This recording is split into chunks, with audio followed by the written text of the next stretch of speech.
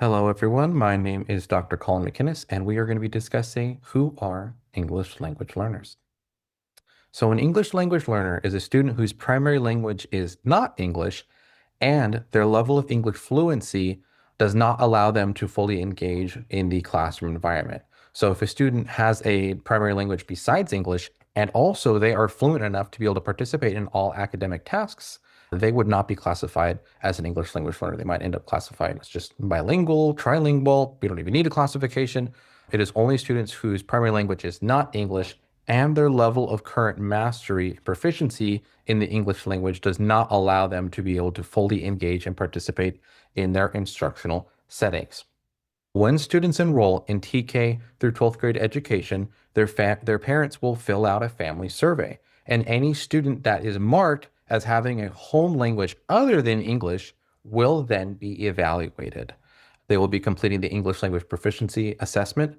And if English mastery is insufficient and their level of fluency is not able to support them in the academic environment, they will then be entered into the English language development program. So the LPAC is the major assessment. They would be taking the initial LPAC, and based on their level of performance, we will be able to determine, do they need additional supports with English language in the classroom, or is their current level of fluency fine for them to be able to engage in the classroom material independently. Now, a student can also be flagged later on by instructors or by staff, or if parents disclose additional information at later points. However, typically it is done through that initial family survey when a student first enrolls in the academic environment. And English language learners are served under California's Title III provision. Title III is also a federal mandate so that students are able to receive accommodations for English language acquisition, as well as academic support, individual or small group instruction, and providing flexibility for students from migratory family backgrounds, as well as students whose citizenship status is not fully documented. So those provisions are in place that any student is able to receive their free and appropriate public education throughout the country, as well as in the state of California. And if they need support with English language and their primary language is a different language, they would then be able to be classified as an English language learner and receive support under English language development through our ELD programs. Now, English language learners are not students with disabilities. Not having a fluent mastery of English is not a indicator of a student's level of cognitive performance or their level of understanding, or who might even inherently be significantly academically impacted. Students are sponges for language, and you will have kids enter TK kindergarten with very limited English proficiency, and in just a couple of months, they are speaking fluently. They're able to be fully participatory in the academic environment. So an English learner is not a student with a disability. It is also not a student who does not have a prognosis for success. These are students that are incredibly competent and will be excelling. And we are noting that they need additional support with English language fluency and mastery throughout their academic period. They are also not a student with a speech or language disorder, as learning a new language is not a disorder. So students will have speech language issues where they are unable to produce certain sounds by a level of an age of acquisition, or they might even have certain phonological processes, such as omitting the last consonant or having irregular verb pronunciations. Those would be classified as a speech or language disorder, whereas learning English is not a disorder or a disability. English language learners can have disabilities. They also can be evaluated and have speech and language disorders, but the classification of being an English language learner does not inherently mean either way. We should still be assessing, we should still be checking in case students who are English language learners might have a disability that might be being masked by their development of English language fluency, or even a speech or language disorder that might pop up later on. But the fact that they're learning English does not mean that they are incapable of learning in an educational environment or should be qualified for disability and speech and language services. They're also not every single student who is fully bilingual. And so we will have students who have significant deficits in English and will need a lot of support with their initial language acquisition. And we might even have students who are coming in as English proficient and who speak a different language at home, who will then pass the LPAC and won't need to be recommended for English language development at all. Students also take an annual LPAC every single year. So if a student comes in, is marked for needing additional supports and services, and then later we're able to assess their mastery, they can be exited from English language development. So it is not a forever program. It is not designed to be a long-term program. It is designed to support students with receiving the services they need at that moment to be able to succeed and master English to fully participate in the classroom community. It also does not mean that students are stuck with their primary language or stuck in English language development. Again, kids are sponges for language. They pick up language, new words so quickly. And when we're providing structured support, that only expands and grows.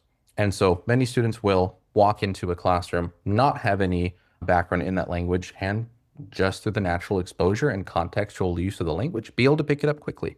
Other students through English language development might need more intentional and structured support, with our goal being that every single student is able to develop English fluency and mastery as quickly as possible and be able to exit out of English language development when they are ready. Do be aware, though, that because English language learners do not have current or different levels of English fluency and mastery, if their primary language is other than English, they are constantly having to translate and process that information back and forth. You might share with them in English, and they're going to take that and process it back to their primary language, such as Spanish or Mandarin, and then have to figure out what they want to say, figure out a response, and then be able to take their response, put it into English with the level of fluency they have, and then communicate it back to you. So it's very important that we have that patience, that understanding, that we have an extended waiting period because students need a lot of time and it takes a lot of executive functioning to be able to do all that translating in their head. And so we want to be mindful of that, to not rush students and to give students the time they need to be able to communicate, because the students know that we usually wait around like 3 seconds before we follow up with another question or we just move on to someone else. They're not going to take that time and do all that work to process it because they're not going to be able to communicate it either. So we want to have sufficient wait time so that every student is able to share. Also be aware that students develop their social language first. If anyone's heard of Bix and Calp, they are able to communicate in a contextualized, play-based space first. That is where they are first developing language. It is very reinforcing for them.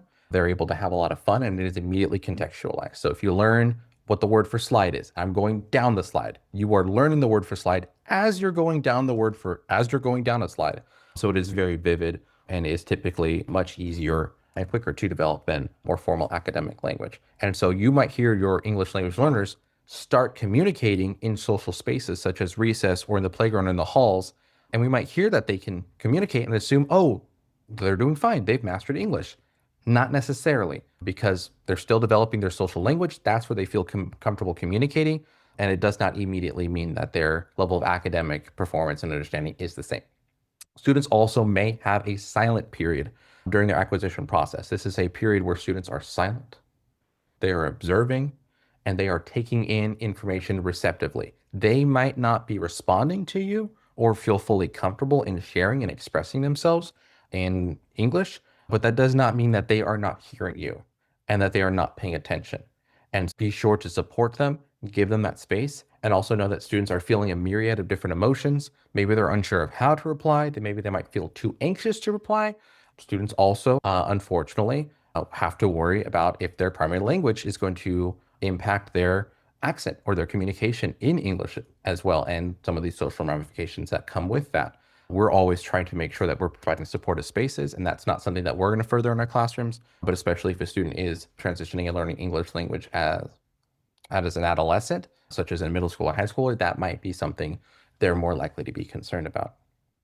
But just know that a little bit of a connection goes a long way. And so if you can learn about their cultural and ethnic background, if you can learn a couple words in their primary language, that shows that you respect their language and that you're wanting to be able to facilitate that communication. Even just knowing how to say hi to a student or just a couple specific phrases just means that they are seen and that they're wanted in that classroom. But also, in that process of them facilitating communication, be very careful to not take another child in the classroom that is fluent in their language and have them become the designated translator. Because we should be providing instruction that is contextually rich to students. We should be able to, whenever possible, allow them to be able to respond in their primary language. but not have another student just be the designated support. I'll tell you what to do. You tell your friend. You need to support both of you doing work because that creates a lot of additional responsibilities on that student. And that makes the English learner then gravitate towards their peer who they know is able to translate rather than you as a teacher. And if their peer, who's a designated translator, is absent that day or happens to transfer to a different school, that support system that they're used to is now gone and can really impact their acquisition process. And so I always recommend to try to make sure that your instruction is contextually rich and that you're building those connections with your students directly rather than using a peer as a designated translator. Also be aware that students are coming in with a concept I like to call the invisible suitcase. And so all of their lived experiences, any trauma, any challenges that they've ever faced or encountered come with them into that classroom. It is something that they can't just put aside. That is a separate form of themselves. You might look at Bronfenbrenner's bioecological systems theory and understand that students are enacting in a broad context of the world around them. So their home life, any sort of geopolitical issues going on, how their family is doing, is directly impacting the way they show up in the classroom space. And so I like to call it an invisible suitcase. It's something they carry with them. And we can't always see it, but it is very real and it is very present for them in the classroom space. And so due to intersectionality and the location that we're in, English learners can have family members who are undocumented. Their family members might be fearful of any sort of state or federal employees. They might be fearful of you, that you represent a symbol of authority in the spaces that you're in, and they're not sure how they can fully engage. And that might then transmit into the way that the student is acting or how you're able to communicate and connect with the family. Be also aware that students might come from generational poverty or just lower socioeconomic statuses. They might have insecurity regarding food, insecurity regarding clothing, other personal possessions.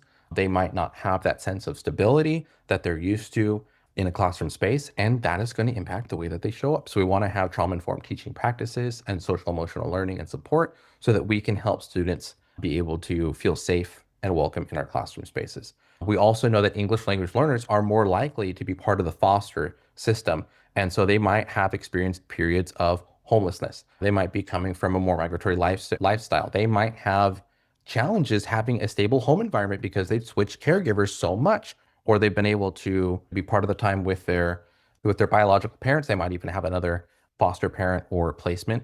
And then there's that involvement of, does the biological parent have education rights? Does the foster parent have education rights or just physical custody?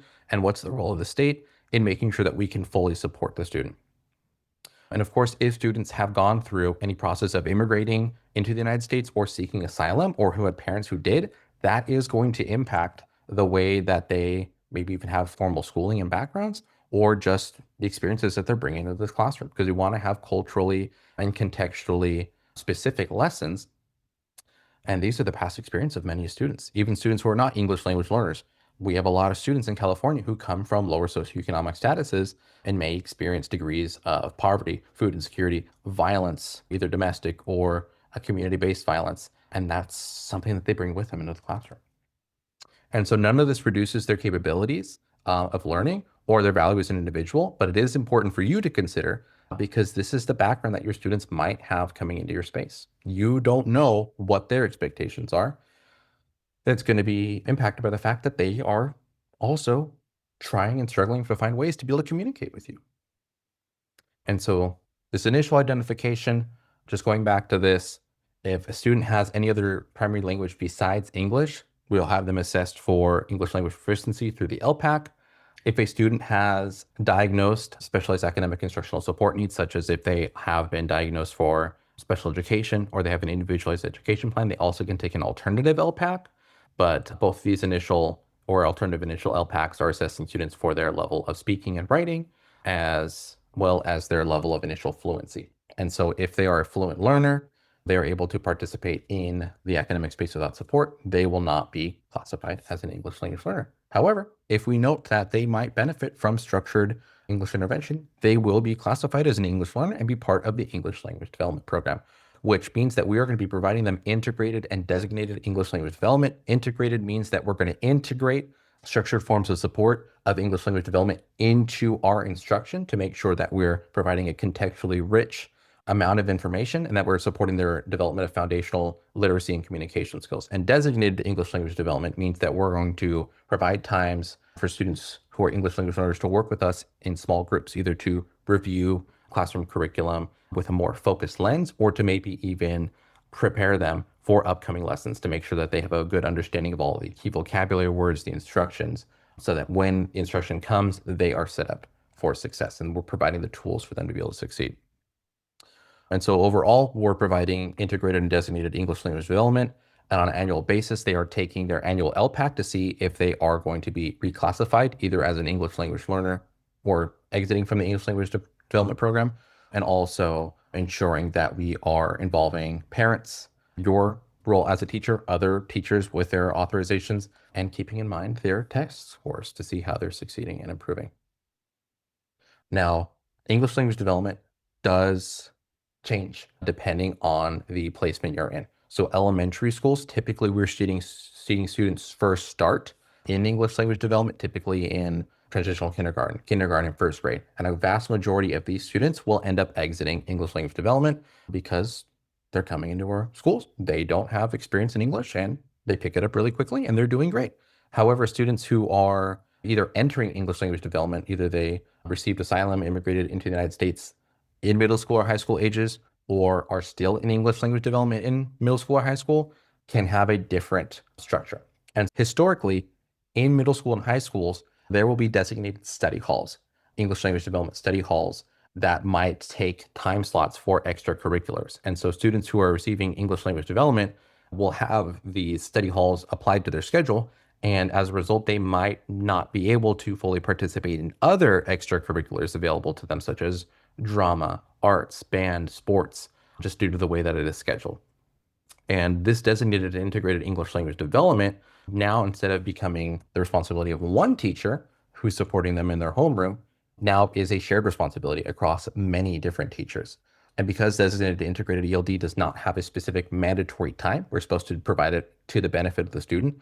It can be challenging who's doing what teacher is supporting what specific aspect of English language development, and trying to make sure that there's that overlap and support for the student across all other educators.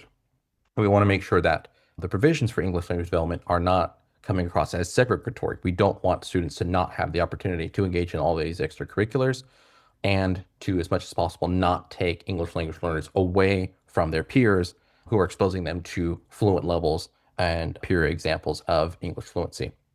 But we also want to make sure that we're providing sufficient support in integrating English language development into the classroom. So it's a balance there. Further considerations, though, if we have a student who is in English language development for over 6 years, and they also have not demonstrated progress in their annual testing scores, they are classified as a long-term English language learner. We are trying to make sure that we are providing the support that students need as quickly as possible and providing English language development as comprehensively and in the earlier years to prevent students from becoming long-term English language learners. We see statistically that English language learners, particularly long-term English language learners, are more likely later in life to experience socioeconomic inequality. These students are typically more often or not than not within the foster care system or have experienced inconsistent housing. And we will sometimes see impacts to their social communication or limited friend groups due to their language skills. And these students are often also performing below grade level standards, or they are feeling unmotivated in their capacity to progress and exit English language development because it seems like they've been trying for so long and it still hasn't happened, and it can feel insurmountable. So we want to make sure that we're providing support, that we're helping English language learners learn and know where their incremental progress is, and providing them contextualized feedback to be able to help them develop and just believe in themselves so that they're able to achieve the level of English fluency they need to succeed in the classroom space. And so if students are starting in transitional kindergarten or kindergarten, sometimes first grade, typically we see students reclassified in third grade. When students are in their fourth year of English language development and they are not showing significant progress, we're classifying them as at risk, and they are at risk of becoming long-term English language learners.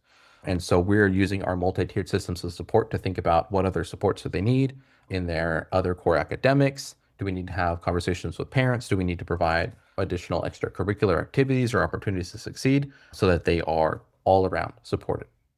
However, once it goes through that 6th year and they haven't been maybe progress for the last 2 years, they are classified as a long-term English language learner.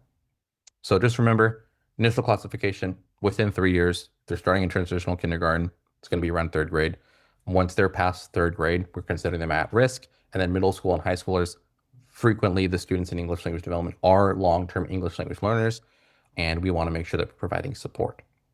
Some of this might be, depending on the year you're watching this, the long-term impacts of the distance learning during the COVID-19 pandemic, where students were not receiving structured academic services in person. And so they might not have been progressing as much academically and socially and in their English fluency. So that might be manifesting later on in their years.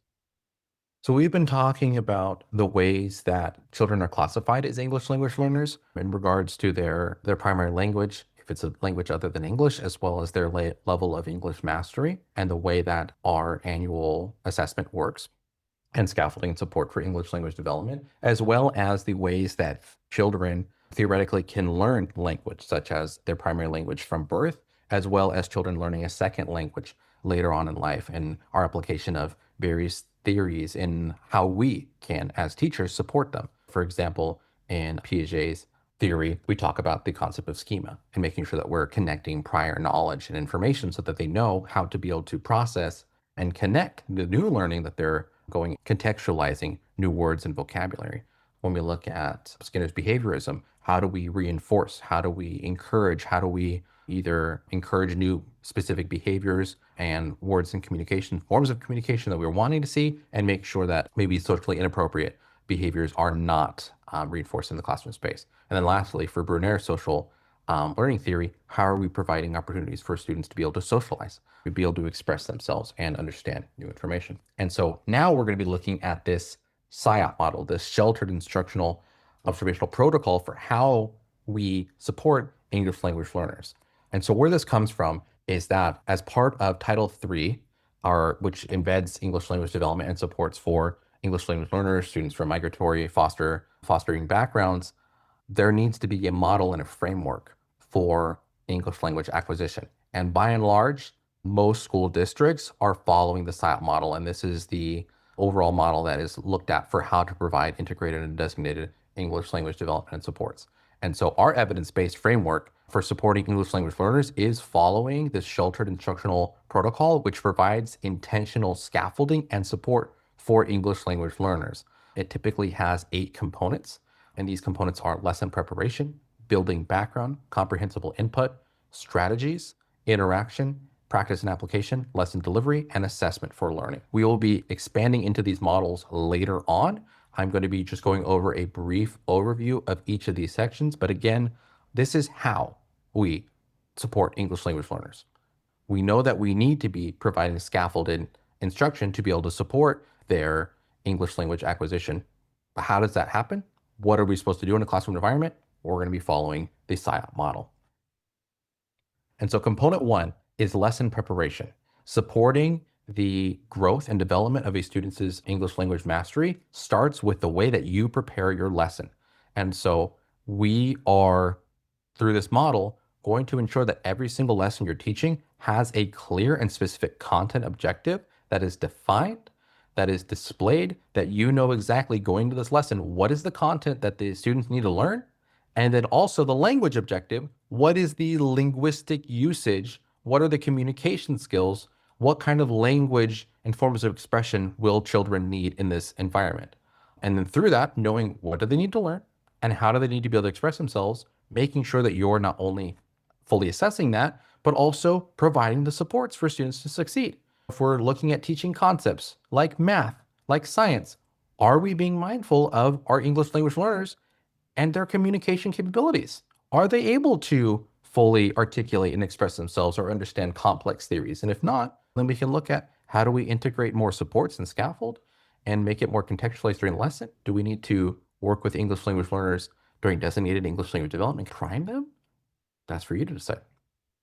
And so we want to make sure that our content composites are appropriate for age, as well as the educational background levels of students, that we're providing supplementary materials that can be used to a high degree to make sure that the lesson is clear and meaningful, and that we are adapting course content to support levels of linguistic fluency. So if students are bridging their understanding of English into core content, that's going to look different in the way that we present information than if they're just starting off and emerging in their uses of language.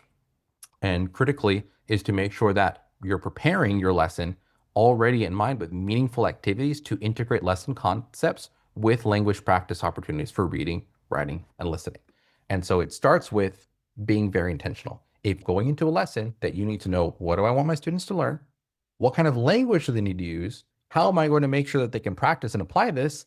Then they are much more likely to be able to succeed in the long term. And this is part of both integrated and designated English language development. You're integrating all of these concepts, all of the scaffolding and support so that you know this lesson will support your students' capabilities of success. You're providing them the opportunity to succeed.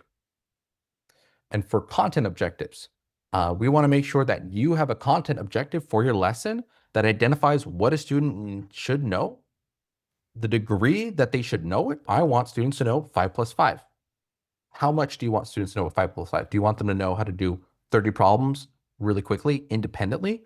Do you want them to be able to apply that information to a word problem? Do you want them to be able to look at blocks and understand how that concept applies to the lives around them? Do you also want them to know how this applies to subtraction as well? All of that is levels of content mastery.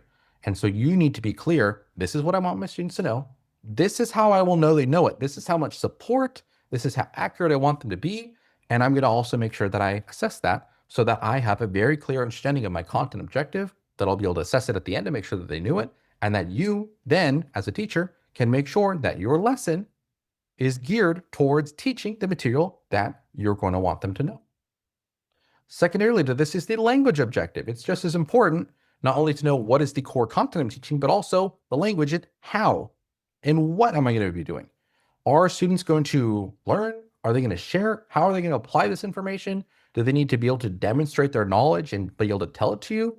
Is there a receptive way that they can point or fill out a worksheet? And making sure that you have very clear instructions provided and that you're mindful that this is the way I want them to be able to express themselves or be able to receptively understand. These are the elements of the language that we're going to be using, and I'm going to teach these specifically. If there's a new vocabulary word that they need to know, you're going to teach the vocabulary.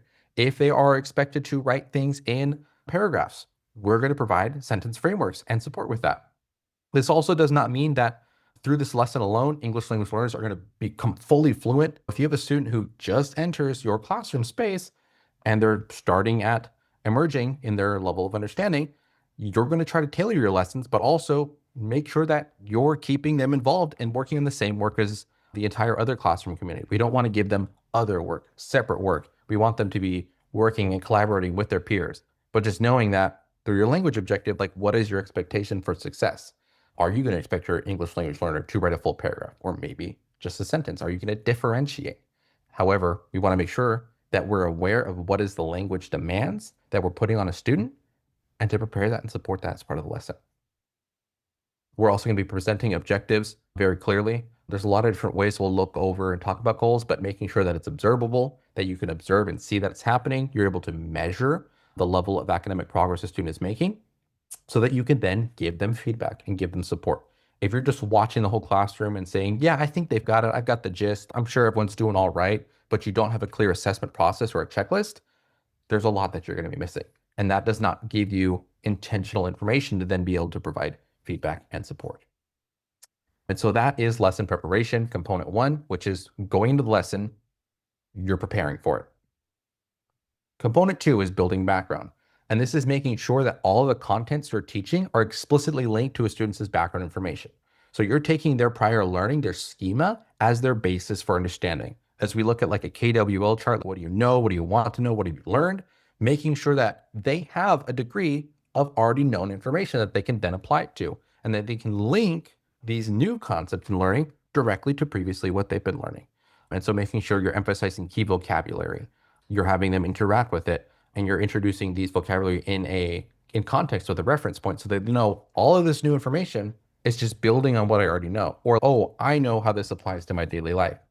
But it's not separate. It's not this like intangible thing that's like a mystery. They know exactly what it is and how to relate it to their current understanding. And so this is why it's very important when you're providing building background to be mindful of vocabulary. to make sure that you're selecting words carefully, that they're connected to the unit, topic, and theme. I don't know if anyone's ever been in a space where just a new word is thrown out and you're not really sure what it means. Then that can really impact the way that you're then engaging with the lesson afterwards, because you're taking a lot of your executive functioning thinking, what does that word mean? Or maybe even Googling it real fast. If your students are in a space and you're teaching a lesson and you use like a key vocabulary word that you haven't gone over, and that's like a crucial part of the content, they might not understand that and they might miss out on a lot of context for that lesson. So make sure that you're teaching words with visual supports, with student-friendly examples, even have students share examples themselves, and to have any sort of personal and or bilingual connections as possible. We've talked about cognates. There's a lot of similarities between English and Spanish and other languages. Use and build on those, but that you're also providing extensive practice so that if a student is going into their assessment, their exit ticket, that it's not that they don't know a specific word as to why they are able to write or unable to write a paragraph, versus maybe they just don't know how to write a paragraph yet, but they know all the words. But if they don't know the words, they might know how to write a paragraph, but you can't see that. Building that background. Component 3 is comprehensible input. And this, by and large, is that your input to the students is understandable. They can process it. And so you are using appropriate, understandable speech when presenting the content. Be very careful to use idioms, figurative language. You might need to slow your rate of speech as well to make sure that children can process. Remember that children, especially when they're emerging in their level of English mastery, are still translating everything you say. So they hear the information, they then have to put it into their primary language, understand what you're trying to say, and then come back and listen. But if you're talking so fast, and I know I talk pretty fast, so you can pause this as you need to, but if you're talking so fast that there's no way to translate, they're going to be missing half of it, or they might just say, this is too overwhelming, this is going too fast, and they're going to shut down, and they're not going to process your information. We also need to make sure we provide clear, explicit explanation of academic tasks that are defined by the language objective. It's very important when you're giving students instructions to be clear and to be simple. It might feel, especially if you're new into the teaching world, to almost be like mean or direct, to be like, students, pick up your pencils and turn to page 6, or do questions 5 through 9 on the worksheet. That can feel a little bit more authoritative, but also be mindful, you're the educator. And if you give them a long spiel about all the different things they need to do, that's just 5 to 6 sentences when what you're wanting them to do is just one sentence. So be very clear and explicit in your instruction so that they are able to process it with the least amount of words possible. And to be able to utilize various techniques and activities. So making sure that you're supporting students with their graphic organizers, creating thought maps, posters, peer visuals. Comprehensible input also relates to retaining information. And so if you're going on and talking for 20 to 30 minutes and students aren't taking notes, they might have heard what you said 10 minutes ago, but now you're presenting new information. And if they don't have a way to be able to write it down or record it or take notes or be able to practice and apply it, only so much of that is going to be retained. So we want to teach things intentionally, give children a way to be able to offload that information or practice and apply it, and then come and learn new content. Because if it's just too much, it's going to be overwhelmed. They don't have a way to store all that information. Your short-term memory only goes so far. So make sure that what you're communicating is comprehensible. Let me make sure if I have another slide. This also goes into a student's capability to understand and carry out instructions. If you're supporting students with special educational needs, especially if they have extensive support needs, they might have deficits in their receptive processing. I have worked extensively with students who use assistive augmentative communication devices to communicate, and they have a vocabulary around 10 to 15 words. Expressing themselves, they can communicate 10 to 15 words. I am not expecting, it depends on the student, and of course your own assessment, them to be able to understand, in turn, 400 words. I need to make sure that my expression, the way I'm communicating, is information they can process. Conversely, if they are not processing your instructions in English because their primary language is not English, you should give them as many opportunities as you can to be able to contextualize that information. If you're not speaking in Spanish, they've also said, if you're in a space where you are not understanding the language of instruction, it can be scary. It can be confusing. You're trying to process all the information. So make sure you're setting your students up for success and giving them this scaffolding, this sheltered instruction model where they're able to contextualize the information. Key facet as well is if you are in a position to provide bilingual instruction, we also need to be careful that yes, we're absolutely permitting students to be able to communicate in their primary language and to be able to contextualize information, but we also don't want to do a dichotomy where we say the information in English and then immediately after also say the information in Spanish, or if you happen to speak another primary language or have a classroom aide who can, because students might get accustomed to knowing the information is going to be presented in both languages and just tune out the English and just wait for their information to be provided in their primary language. Or if they have a designated translator, they're not listening to you. They're waiting for their peer to hear what you have to say and then processing.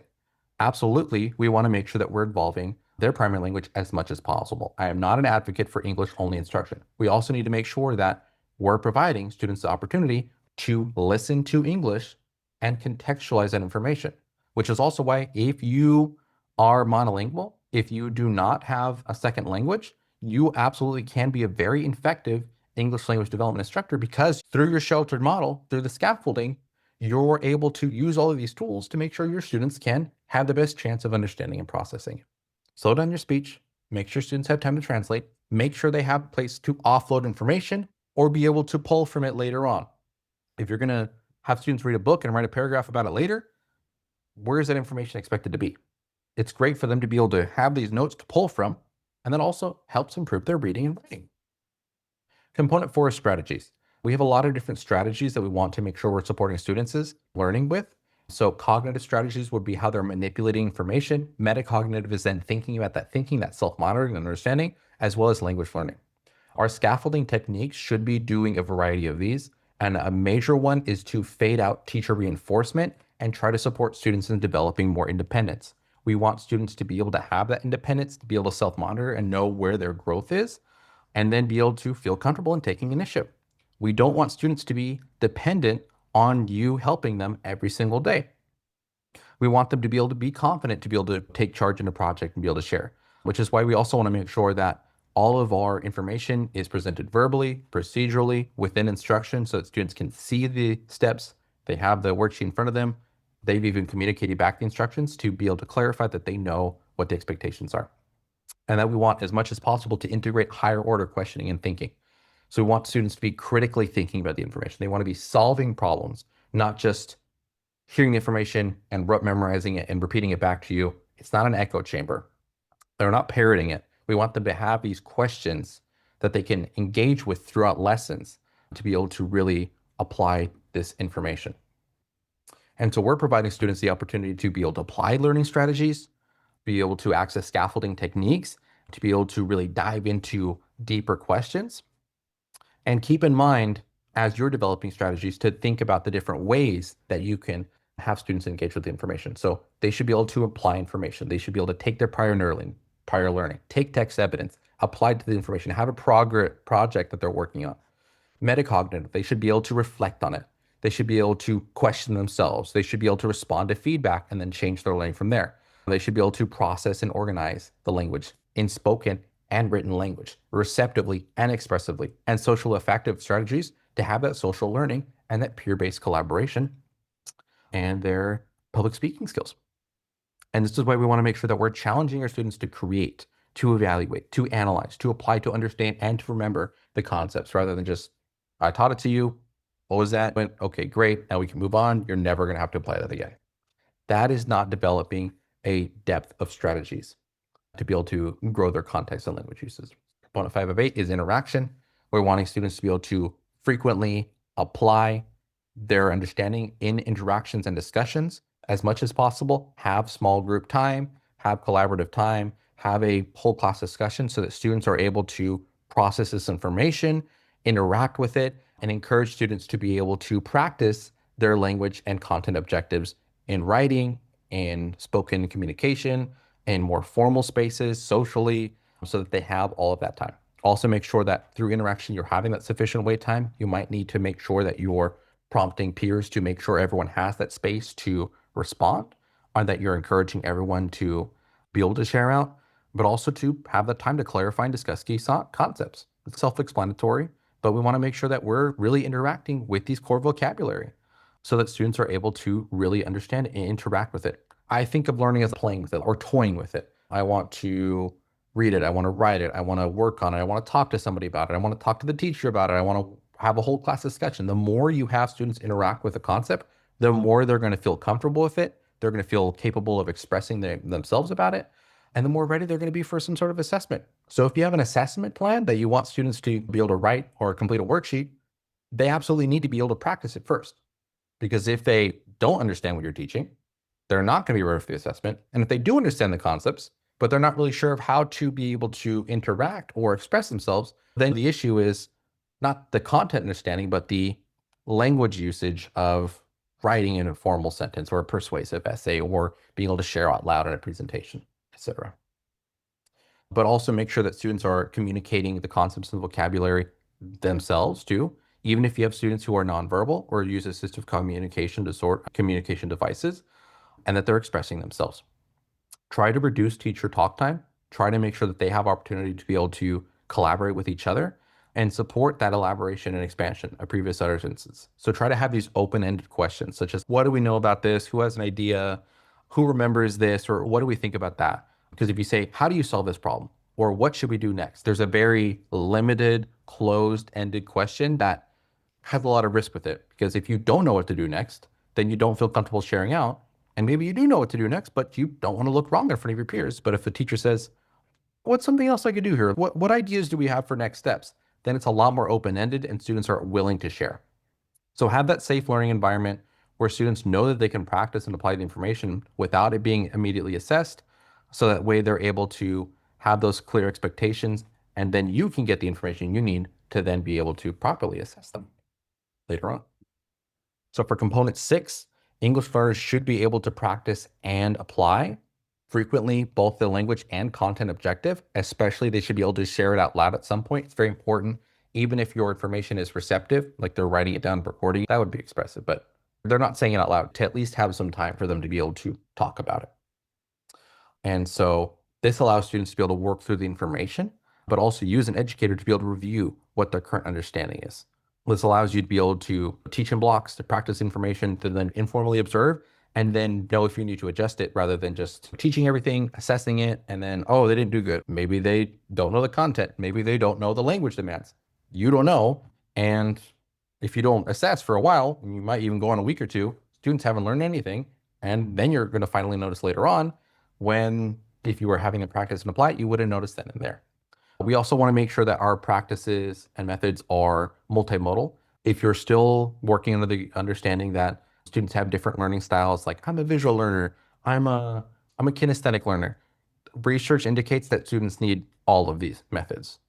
While someone might prefer visual learning, that's not the only way they learn. And so we should make sure that our information is orally communicated, visually applied, that we have manipulatives, that they're kinesthetically interacting with things so that they have all of these myriad of understanding and they can collaborate with their peers to be able to write about it, speak about it, hear about it, transfer their understanding from their primary language and be able to showcase the information that they're learning. Component 7 of 8 is lesson delivery. And so make sure that your lesson delivery, your instructional time is very intentional. Everything you're doing is moving towards the objective, which is why my model for developing a lesson plan is to understand what your objectives are, figure out a way to assess them, and then teach a way for them to be able to understand the material you need to then assess. Because everything we should be teaching is intentional. You should know coming into the day what I want to teach. What's my next step? What am I going to do next week? What is my short-term objective? What is my long-term objective? What is next module? How is this building into something else? So that students have the ability to be able to know why this is relevant, be able to immediately connect to their prior understanding, and be able to engage in meaningfully comprehensive, integrated, and designated English language development lessons that they're applying to real-world interactions and culturally responsive materials. We want to make sure that we're leveraging the skills students already have, helping them be more comfortable with it, and also creating differentiated assignments to allow for more creativity. But overall, your lessons are intentional. You're not just winging it. So that you have specific, observable, measurable, and accessible objectives. You know that the lesson that you're doing is helping prepare them for that. and that when you assess them, they will not only have already had opportunities to apply that information, to practice it, to be able to get some feedback, but that they know the concepts that you're assessing. And lastly, component A is review and assessment. This is probably the most comprehensive module. We're only briefly touching on it now, but by and large, what it means is that effective review and assessment under the SIOP framework provides feedback for students based on their content mastery and their use of language, and that you're doing a comprehensive review of their understanding of vocabulary, instructional concepts, the way that they structure sentence, the way that they are able to conjugate verbs, the way that they communicate in their tone of voice, and giving them feedback and growth on that so that you're able to assess their content and language objectives, the level of support, any degree of independence, and if they are self-monitoring and understanding the goals that they're working on. So we'll dive much more deeper into that, but essentially you do this through informal and assessments. So informal assessments would be getting the baseline information, some like summative information from last modules, but then through your formative assessments, you're going to then be providing exit tickets or a check-in at the end to be able to understand where they're doing today to lead into your summative assessment, which is what did they learn across this entire module. And if you're going to the end of a module and you haven't done formative assessments to do piecemeal check-ins, how do you know they learned the first part of the module or the second part of the module? So make sure you're frequently checking in, having them go over their homework, providing quick writes and practice so that you're able to understand how your students are functioning and how you can provide them feedback for their growth and success.